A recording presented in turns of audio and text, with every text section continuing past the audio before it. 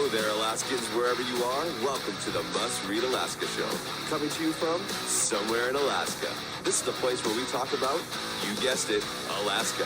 Where we keep the mainstream media on their toes and where we are standing up for what's right in a world run by leftists. You can find out more by heading over to mustreadalaska.com and also checking out the Must Read Alaska YouTube channel for some really great content. But first, let's get this party started.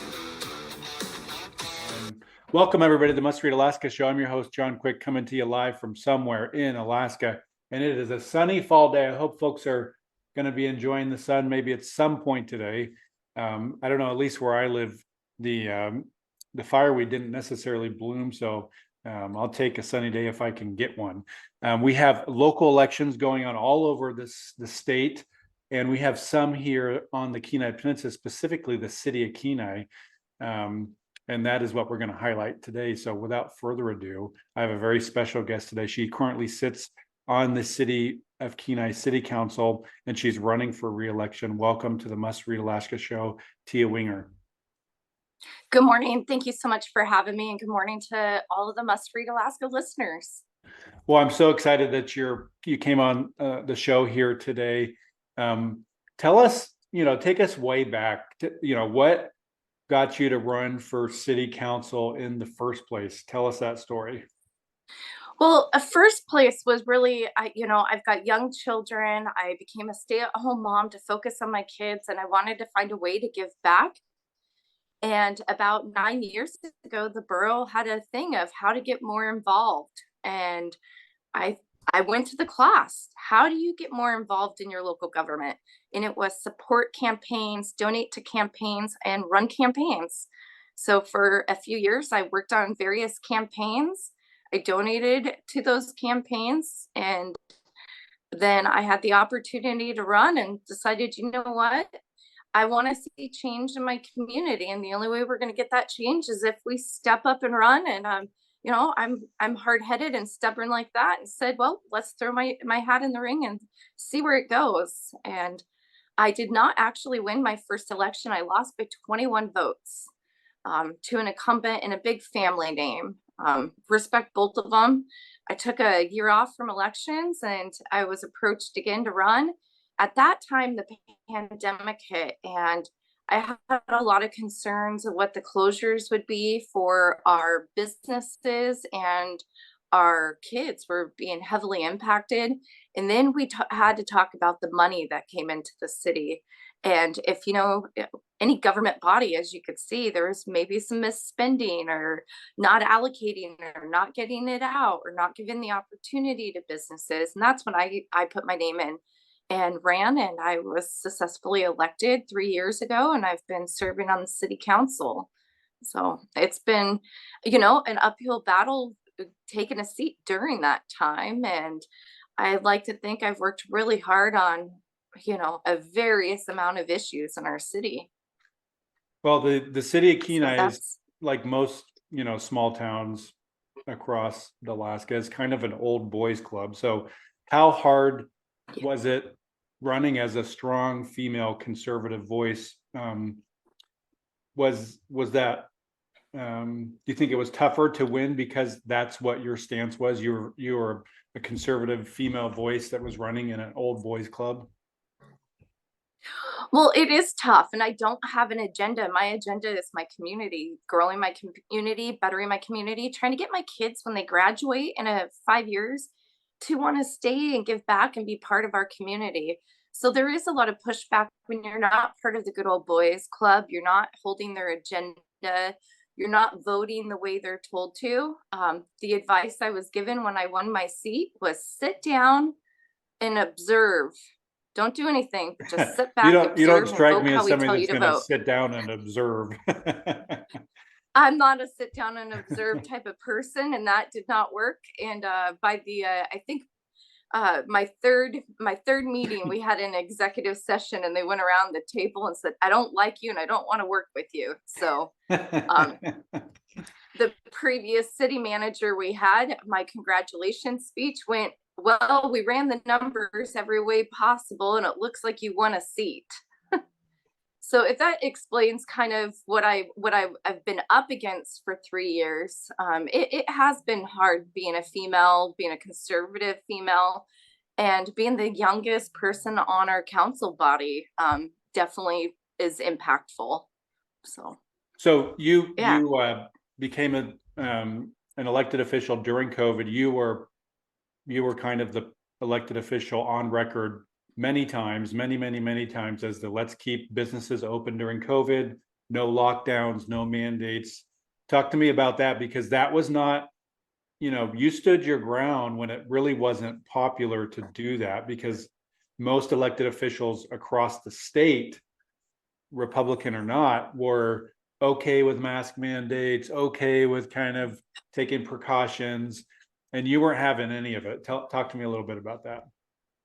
Well, I think in the beginning, we all took our precautions in the beginning before we got a lot of information. But by the time I took my seat in November, all that information from March to November had came out. We knew what we were seeing. We kind of knew what to expect. And I wanted to make my own personal choice. So if I wanted to make my own personal choice, I wanted that to be the stance for the people. If they wanted to mask, they can mask, but we shouldn't be forcing it. If they wanted to get a vaccine, they should get the vaccine. But again, we shouldn't be bribing, we shouldn't be forcing. And I just really wanted it's your personal choice approach. I did fight really hard to keep businesses open, and our city facilities. We kept our hockey rink open. Soldotna shut down their hockey rink when a big major tournament came into town, and we advocated to keep our stuff open, and they were able to host their tournament in our city. We had multiple events come to our city because we stayed open and we didn't require that. During that, it's not without its ups and downs, of course. I paid attention. We had plenty of work sessions with Dr. Ann Zink. We were getting the information. We were looking at the cases locally. And I think how the end approach was the best approach for the people of Kenai, which was keeping business open and keeping it where you had your own choice. Through elections, following that, I got a couple more conservative candidates to come in and get elected and help out. And we were able to pass a resolution that stated that the city of Kenai would not be doing any mask mandates or vaccine mandates in the city of Kenai. We recognize private businesses could do what they would like in their business, and that was fine. But the city's approach was we would not be doing that. And I'm proud for that. And we did have access to the vaccines. We had our ambulances that were going to homes to give the vaccine. I started a vaccine voucher program. I was made aware there were elders that couldn't get in they didn't have the money for cabs. So we had a voucher program to make sure they could get access to the vaccine if they wanted it. But my whole stance was choice on that. You have your own choice. So if COVID rears its head again, which it seems to be in the media, I don't know if it's actual COVID, do you think your stance changes, or is that going to be your stance the next time around when whatever pandemic happens? That is absolutely going to be my stance going forward, unless, it's a total different variant virus where we are seeing the deaths behind it. But if this is just another flu-like cold, absolutely not shutting my city down. I'm definitely taking an open approach and just going to encourage people to take the next necessary steps to protect themselves. But we don't need to blanket that approach. Nice. So let's shift gears for a second. The Kenai Riverbank Stabilization Project, this project has been in the works for, gosh, it seems like decades. The governor recently came to visit, I think threw in some funds for the maybe matching for the federal grant. Talk to me about where we're at with that project, and are we actually going to break ground on it? Is this actually happening? I think it's super exciting. As you said, this project's been actually going on. I turn 40 next month, and this has been conversations that predate my lifetime. These conversations go back to the 60s. We're seeing, 3 to 5 feet of bank falling off every year. And that's a lot of receding. We have a senior citizen facility there and our senior housing that is right in the path of the bluff falling over. So we absolutely do need to get something done. And we're at that point. The governor came down with the Army Corps of Engineers and did a signing. What ended up happening is city of Kenai had a 10% match. We have all the funds. Don't quote me exactly, but I think it was $47 million for this bluff stabilization, and all the funds are there, and they're hoping to go to bid in the early spring.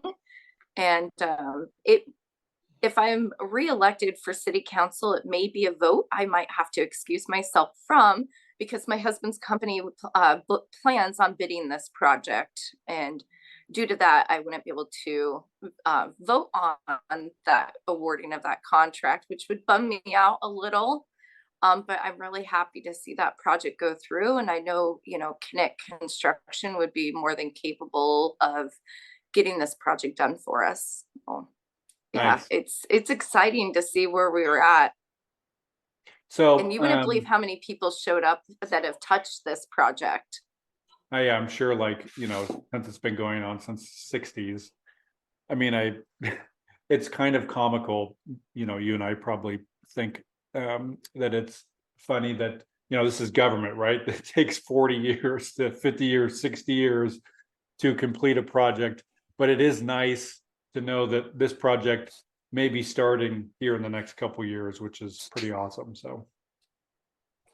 Yeah, it'll be great. I've often said, we have the waterfront revitalization that we're focusing on next. And I said, we shouldn't get the cart in front of the horse. And the bluff is the horse. I mean, we've got to get this done. We've got to get this addressed. And once we've got the bluff stabilized, it really will open up a lot of economic development in our city. And then that, I think, will really help us grow that waterfront revitalization area that we've got coming. So you're running and again we're for already seeing re-election. development. Oh, sorry, we have a little Yes. delay here. My bad. You're running again for re-election. Talk to us about why you're running again. Do you still have work you want to accomplish? What's the major force behind putting your name in the hat for another 3-year term? I do. There's, 3 years seems like a long time. But it really just isn't. So much comes forth from administration. So you have to kind of push what you're doing on the side a little. But the balls are still rolling, from street lights to road maintenance to projects. We've got, anything and everything I've been addressing. We've got the spruce bark beetle that's been going forward. I would like to stay on to watch the completion of the spruce bark beetle mitigation that we've got going. I would like to bring something to residential relief on spruce bark beetle. I also, we don't have a business tax, property tax credit in the city of Kenai like the city of Soldotna does. And that is one thing we addressed in our July budget. And that would be one item that would be, if I'm elected, the first thing I would introduce to this body. And we need to really start looking at what we can do to build our business base up in the city of Kenai and get people to come over here. We have so much real estate, lands, leases that we could really be focusing on. We have a lot of code issues in the city of Kenai, a lot of cleanup work that needs done. If you drive around, you'll see a lot of condemnable houses. And that's one thing I've been working with administration on. And we're going to have to continue to focus on that issue as well in our city to clean it up and help us thrive again. We've got a lot of development coming in for housing, which I think we all know we need more housing. And we've got a lot of development this year for the housing end of things. So it's exciting to see things starting to kind of kick up. And I'd like to be there to keep that ball rolling on a lot of these issues. Nice. So where can capital somebody projects that need completed? Yeah. Where can somebody find information? You're going to have folks that'll listen to this from, all over the state. Maybe they have a cousin or a niece or a nephew that lives in Kenai and they're like, man, you have to hear this. Where can somebody find more information about you? You got a Facebook website. Talk to us about where they can find you. I do. They can find me at Facebook, Teea Winger for Kenai City Council. You can also reach me at teawinger@yahoo.com. And you will see on my Facebook page the candidate forms that I've done up to this point with both our local chamber, the Peninsula Aquarium. So you'd be able to watch the 50-ish minute videos and see where all of us candidates stand on issues. And I really just hope I can, tell your nieces, tell your nephews, tell your friends in Kenai to get out and vote on next Tuesday, the 3rd. Well, any last minute thoughts here before we head off? Floor is yours. I just want to say thank you to everybody. I've came in, I've had to take some hard votes. I've worked hard for the people. I'm a voice of the people. I'm not a politician. I'm a mom trying to do good in her community. And the best way is to get involved. And if anything, I just try to encourage people to get involved, get out, vote, get to know your candidates, get to know where they stand on their issues. And I hope that we align and that I have their support going forward and that we can really work on continuing growth of our city together. Awesome. Well, we wish you nothing but success here at Must Read Alaska. I'm hopeful that you will pull off a victory. Love to see you in there for another 3 years. For folks that are wanting to help keep the lights on here at Must Read Alaska, go to mustreadalaska.com. On the right-hand side, there's a little donate button. Every $5, $10, $100 helps. We're not funded by some dark web nonprofit conglomerate. We're just funded by everyday folks who care about conservative news in Alaska. So until next time, I'm John Quick from somewhere in Alaska. Thank you so much for joining us.